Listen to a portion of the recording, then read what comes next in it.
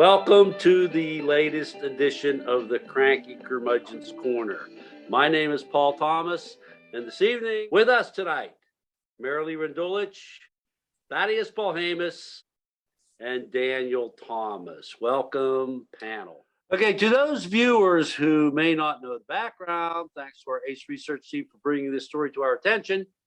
Michael Sussmann was acquitted recently for lying to the FBI after a 3-year investigation by Trump-appointed special prosecutor John Durham in his attempt to find wrongdoing from the 2016 Hillary Clinton presidential campaign regarding the campaign's effort to expose collusion between Russia and the Trump campaign. Something not only extensively documented by the Mueller investigation, but actually produced a number of grand jury indictments and convictions. After reading Politico's May 24th article reporting on the trial, it is difficult for me to conclude anything other than this massive investment of DOJ resources being nothing more than a nothing burger designed to throw more dirt on Hillary Clinton. I'm not suggesting you do any additional research. I hope you didn't when you saw this question on the legitimacy of this prosecution. But given what you believe about the importance of the insurrection in terms of the future of our nation, can you articulate your feelings about the priority DOJ places in comparing these two issues? Thaddeus, they went through a lot of effort to try to prosecute Michael Sussmann. He was acquitted in 4 hours.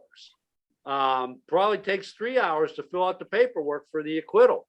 Meanwhile, DOJ hasn't given Mark Meadows a criminal contempt. What's your feelings on the priority DOJ is placing at this stage in the process?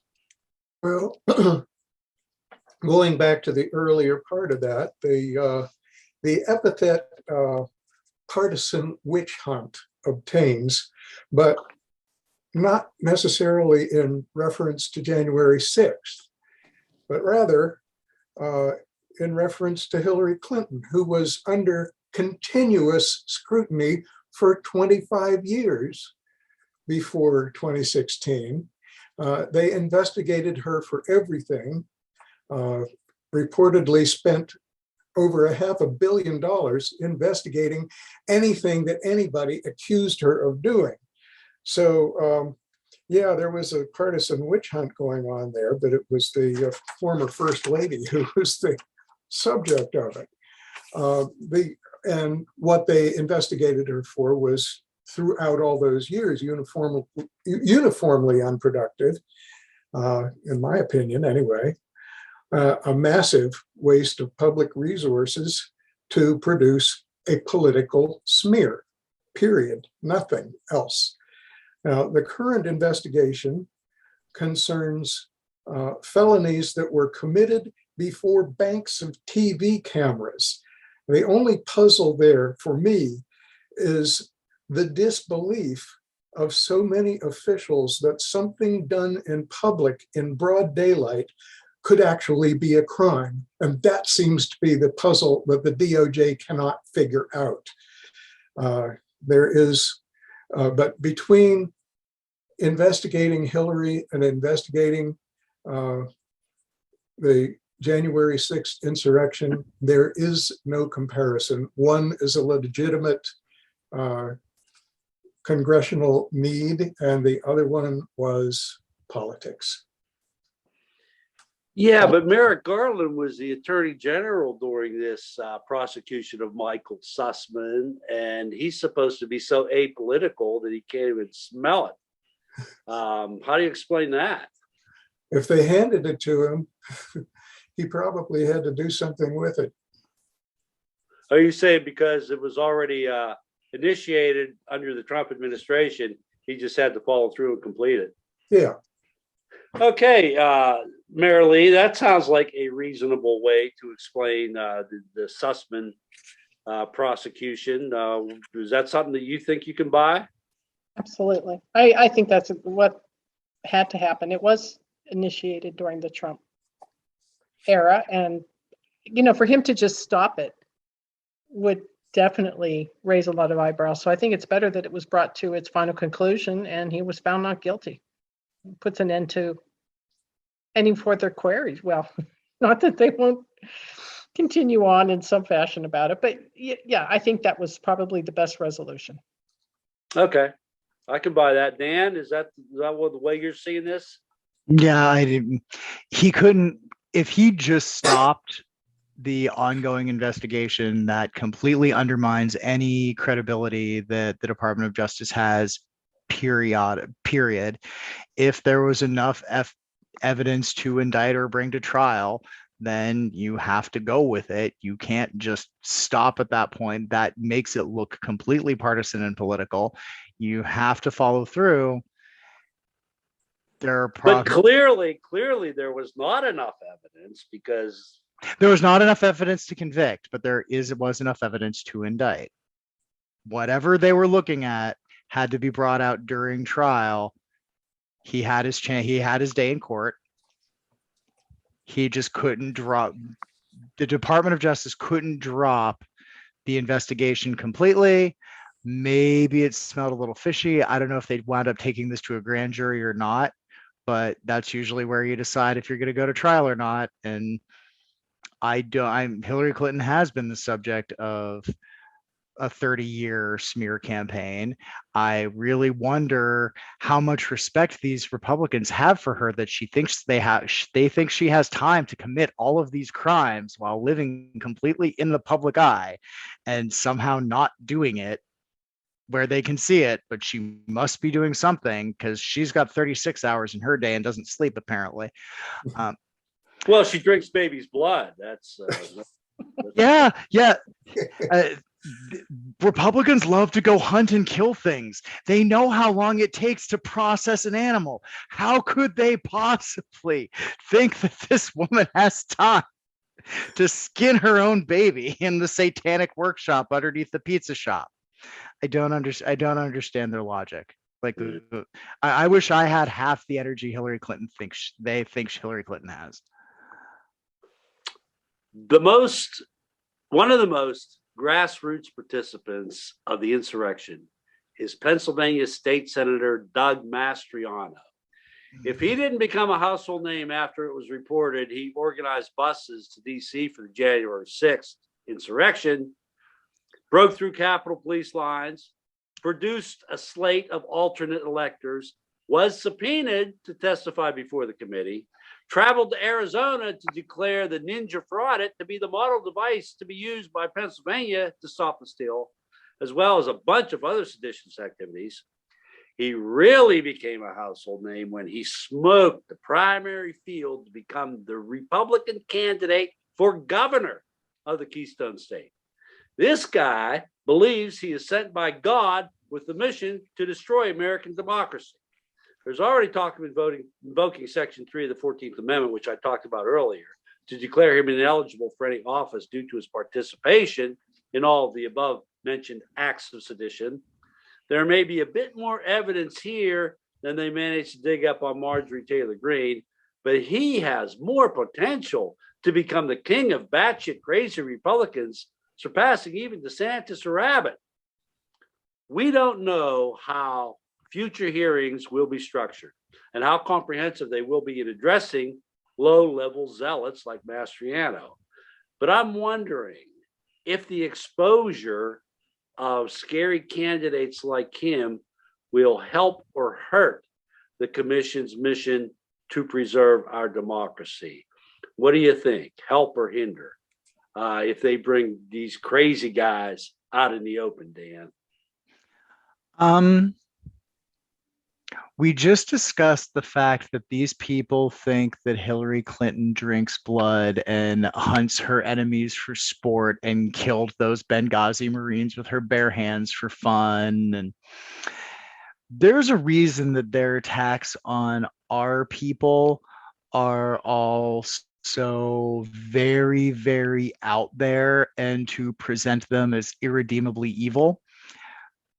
Because a lot of the candidates on the other side are like Mastriano and unless if you can convince the average voter that the boring person with the good plan that's going to get your community a public pool might also be part of a human trafficking drug ring, then the crazy person who is not part of the human trafficking drug ring is a much more viable alternative.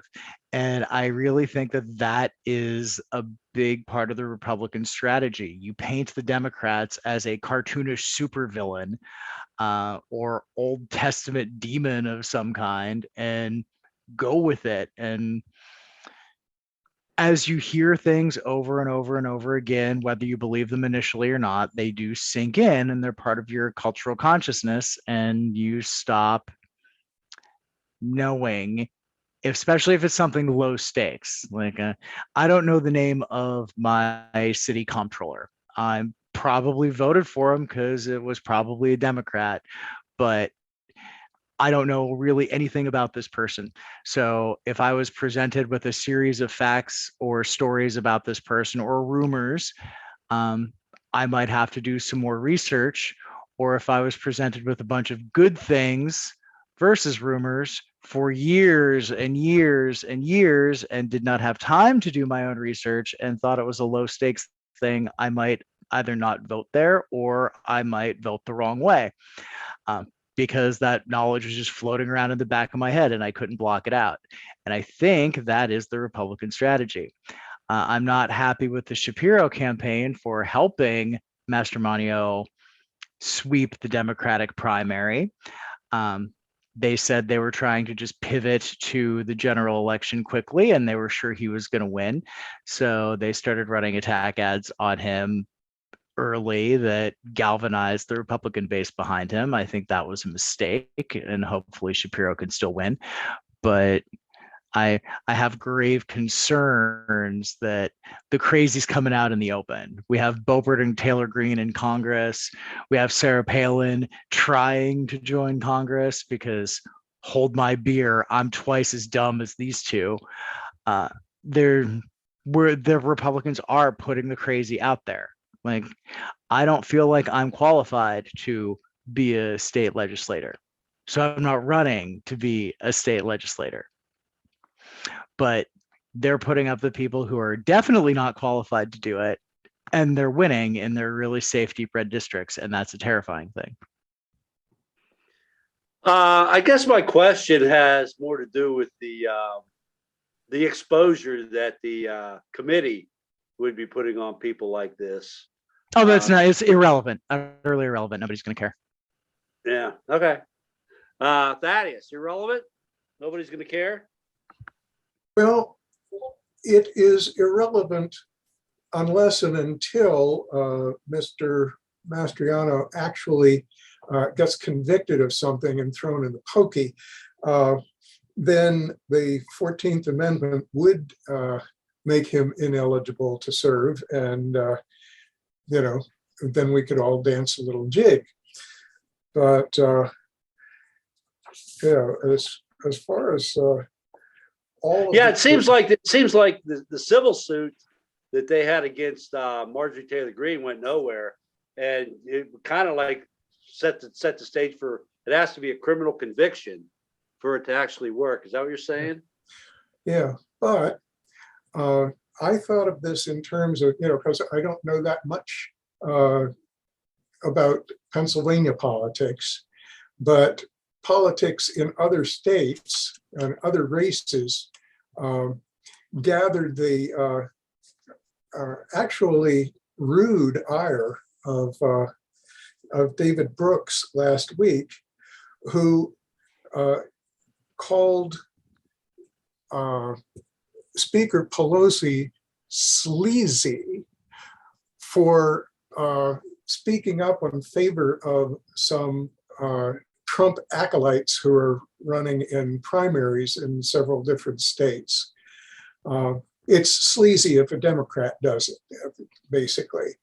But her thoughts on this apparently are, let's get some real wild-eyed Trumpers to win their their Republican primaries and then put them against moderate or more popular Democrats and have them lose in November. It's kind of a gamble, but that was that was the one that jumped out at me this week on that score of the crazies running. So Nancy actually did that, or just Brooks accused her of doing that? Oh no, she actually did that, and I saw that in separate headlines, and I thought, Nancy, have you lost your mind? But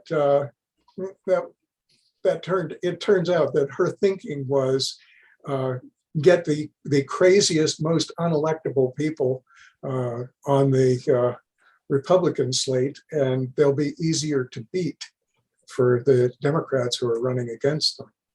I think Claire McCaskill actually successfully used that tactic the last time she was reelected against somebody who was, I guess he was a guy who said that rape and incest was still okay. It can't have an abortion.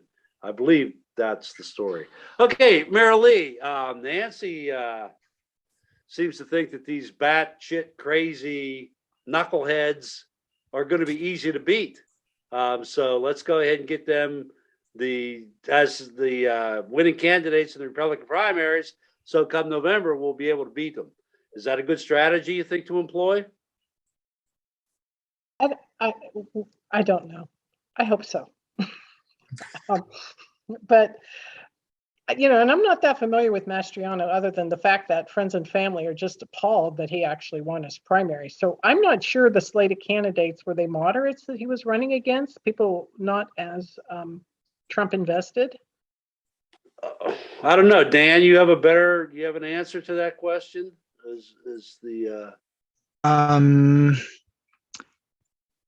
Mastromanio is crazy. There was one that I can't, Barletta? I think Lou Barletta, does that name ring a bell to you? No, I didn't pay that much attention to the Republican primary. Yeah, there was one that a friend's brother in the state police was part of his security detail and had been converted to a true believer. And the more I heard the stories about that, the more I thought that one was significantly crazier. Like, at least Mastromanio will go through the process of disassembling the state, whereas the other one would just burn the thing down. So but we also had, I know I was paying closer attention to our Republican Senate race, where a resident of New Jersey and a resident of Connecticut were fighting it out to take our open Senate seats. So yeah, which took weeks to conclude. It was that close. Yeah, I'm concerned about both of those races, but the Senate primary was more interesting, so I truthfully paid more attention to that. Yeah. Okay, Meryl, you have anything more to add, or does that pretty much cover it? Just basically that when you consider that Trump did lose, a lot of people didn't go along with him on this second term. That there really are maybe about 30-40%. So I think it can be a winning argument to have a Trumpathon, as your opposing candidate to a Democrat, and you will win over a lot more independents that way. So, strategically, it may be valuable. Let's just hope it does. It is. Yeah, I think you have a better chance of winning some Senate seats that way than very safe red congressional districts. Yes, agreed. Okay, I want to thank the panel, Marilee, Thaddeus, Dan. Great discussion, and hopefully our democracy still has a future. Until we tune in next time, all those listeners out there in Cyberland, thanks for listening, and we'll see you next time. Bye now.